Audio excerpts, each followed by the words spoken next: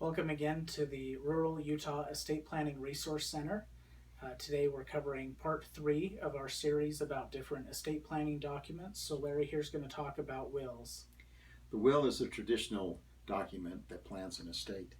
It designates who's going to be in charge and who's going to get the assets. A will goes along with and is a part of every revocable trust-based estate plan, but the will dates way before that. You can find a copy of George Washington's will, for example, on the internet. You can find a copy of John Wayne's will on the internet. The will also designates who's going to be in charge and raise your minor children if both of you pass away. It can designate who should not be, identify who should not be in charge, who should not have your children.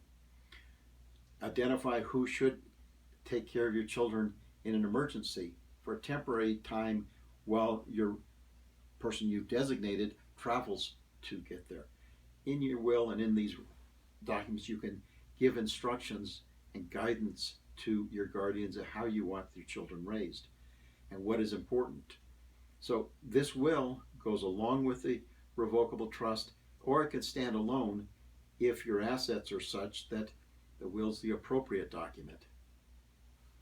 These, with any will and as with any estate planning document, the key there is to make sure that the right people are in the right positions for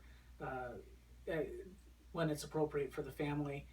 Once again, as with any kind of document, culturally in Utah, we kind of default to oldest child filling many of the roles, and then second oldest for a backup.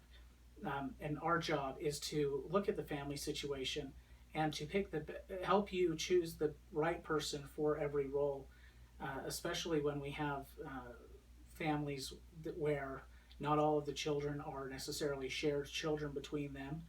Sometimes we want to have maybe one person in charge of finances and another person in charge of care for the children, and yet another person in charge of disposition of your remains.